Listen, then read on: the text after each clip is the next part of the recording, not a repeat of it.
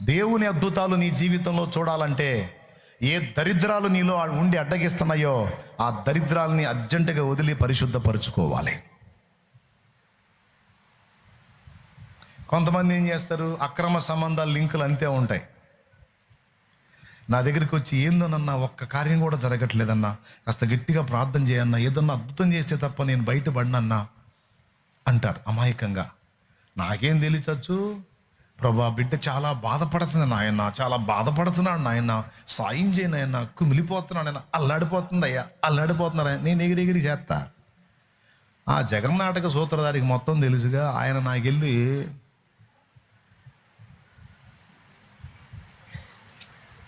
ఆ మనిషికి వెళ్ళి నాకెళ్ళి చూస్తాడు. ఆ మనిషి ఎదురు ఉంటుంది, నేను ఎట్టుంటా కదా, అటు చూడ్డు, నాకెళ్ళి చూస్తాడు, ఉడ్రా నువ్వు అని. కానీ అర్థమైంది నేను చెప్పింది. ఎటు చూస్తాడు, ఉడ్రా నువ్వు, అదంతా యాక్షన్ రా బాబు, అదంతా నటన రా, మారు మనసు లేదు, పాడు లేదురా నాయన. ఎక్కడ లింకులు అక్కడ అలా కొనసాగుతున్నాయరా, పాపాన్ని వదిలిపెట్టలేదురా, పాపాన్ని వదలడానికి బిడ్డకి మనసు లేదురా. ఆ పాపంలోనే ఓలలాడుతూ, ఆ పాపంలోనే కొనసాగుతూ, ఆ పాపానికి అది మెయింటైన్ చేయడానికి ఇప్పుడు ఈ సమస్యలు అడ్డుపడుతున్నాయి. అందుకని యేసుప్రభు ఏదైనా అద్భుతం చేసి ఈ సమస్యలను తీసేస్తే అందులో ఎంజాయ్ చేయడానికి అడుగుతుందిరా నిద్రమోహోడా.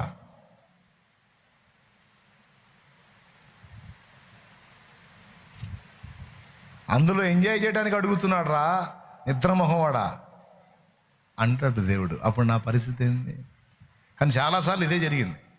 ఎదురు వచ్చినోడు చాలా అమాయకంగా, అన్నా నేను నిజంగా అన్నా, దేవుడు నిజంగా ఏదన్నా కార్యం చేయకపోతే అసలు అన్న బాబా బిడ్డ చాలా బాధపడుతున్నాడు ప్రభువా, అయ్యా కనికరించు, జాలిపడయ్యా పాపం, కానీ నీళ్ళతో వేదన పడుతున్నాడు ప్రభువా, కనికరించయ్యా అని నేను ఎగిరెగిరి చేస్తా ప్రార్థన. అప్పుడు కూడా నాకు వెళ్ళి అంతే చూస్తాడు, ఒరే వాడు మహానటుడు రా ఆశోదోడా, వాడేదో రెండు మాటలు దీనంగా చెప్పేసరికి నువ్వు ఎగిరెగిరి చేస్తున్నావు. వాడు మామూలుడు కాదురా బాబా, మహా టెంపర్ వాడు ఫుల్ తేడా, వాడు చాలా మారాలా, వాడు మారట్లేదనే గుచ్చా. లైన్లోకి వచ్చాడు, వచ్చినా ఇంకా పిచ్చి వదల్లా వాడికి, వాడు అదే పిచ్చిలో ఉన్నాడు రా. సన్నిధిలో ఉన్నప్పుడేమో హల్లెలూయా అని ఎగిరెగిరి ప్రార్థన చేస్తాడు, ఎగిరెగిరి భజన చేస్తాడు, ఇంటికి పోగానే వాళ్ళ లెక్కలు వేరుగుంటాయి రా. రే నాకు తెలిసి వాడి సంగతి అంటాడు దేవుడు.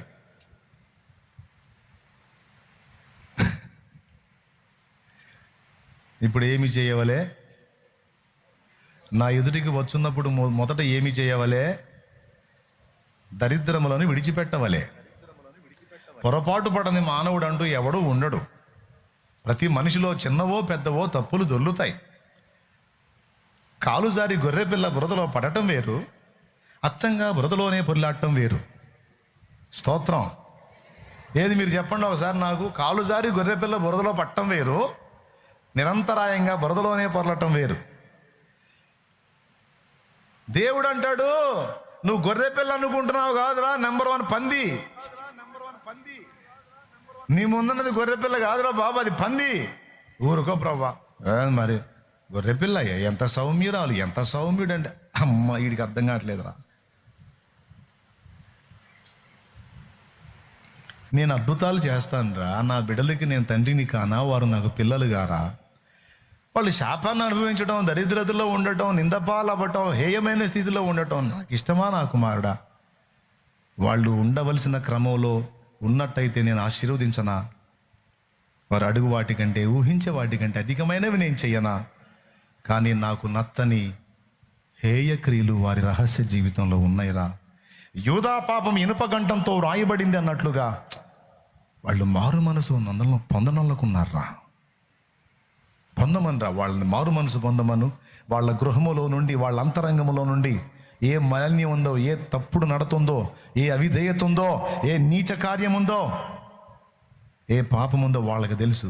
అది తీసేయమను, నా కార్యం రేపే చూపిస్తా వాళ్ళకి. నేను ఈరోజు కడుక్కొని పరిశుద్ధపరచుకొని ఈరోజు తీర్మానం చేసి దాన్ని విసర్జించమను. రేపటి నుంచి నా నూతన క్రియ, నా అద్భుత కార్యం వారి జీవితంలో నేను మొదలు పెట్టకపోతే అప్పుడు అడుగు. ఎంతమంది ఒప్పుకుంటారు ఇది కరెక్టేనా అన్నోళ్ళు చేతులు ఎత్తండి. చాలామంది షో చేస్తున్నారా లేదా? ఏం చేస్తున్నారు? ఎలా దేవుడు నిరంతరం అభ్యంతరపడే కొన్ని లోపాలు ఉన్నాయి. ఎన్నిసార్లు దిద్దుకోమని దేవుడు హెచ్చరించినా దిద్దుకోరు, ఒప్పుకోరు, మారు మనసు పొందరు, దాన్ని అసహించుకోరు. దాని మీద మమకారం చావదు. ఎట్లా సాధ్యమవుతుంది ఆశీర్వాదం? మోకాళ్ళుని మొత్తుకొని ఏడిసి ప్రార్థన చేస్తే సరిపోయిద్దా? చేసే పాపం చేస్తా, చేసే దరిద్ర పనులు చేస్తా, చర్చికి రాగానే ముసుగేసో లేకపోతే ఇంకొక రంగన మోకాళ్ళే ప్రభు అని గుక్కలు పడితే సరిపోయిద్దా? ఏది చెప్పాడు? ముందేం చేయమన్నాడు? పరిశుద్ధపరచుకోవాలి. వెతుకు వెతుకు వెతుకు, నిన్ను నువ్వు వెతుక్కో. ఎక్కడెక్కడ ఏ మూల ఏది దాగుందో వెతుక్కో. వెతికి వెలికి తీసి దాన్ని దేవుని ముందు పడవేసి, ఇదిగో ప్రభువా, ఈ దరిద్రం నా దగ్గర ఉంది, దీన్ని అసహించుకొని విసర్జిస్తున్నాను. ఇంకా నాలో నీకు అభ్యంతరకరమైనవి ఏమున్నాయో చెప్పు. ఒప్పుకుంటాను, దిద్దుకుంటాను. నీ అగ్నితో నన్ను కాల్చు, నీ అగ్నితో నన్ను కాల్చు, నన్ను పరిశుద్ధపరచు, నన్ను పరిశుద్ధపరచు, శుద్ధీకరించు. నా జీవితంలో నీ అద్భుతములు చూడాలి ప్రభువా. నా చుట్టూ ఉన్న బంధువులు చూడాలి, అన్యజనులు చూడాలి. నీ అద్భుతములు చూచున్నట్లు దయచేసి నన్ను కనికరించి చెప్పు నాయనా, నాకు ఒప్పుకుంటాను నేను అని అడిగే వాళ్ళు ఎంతమంది? దేవుని ముందు ఆ మనసుతో కూర్చునే వాళ్ళు ఎంతమంది? ఆ విధంగా నువ్వు దేవుని ముందుకు రాగలిగితే ఆయన లెక్కలేనన్ని అద్భుత క్రియలు, ఆశ్చర్యాలు, మహత్కార్యాలు చేసే దేవుడుగా నీ ముందు ప్రత్యక్షం అవుతాడు.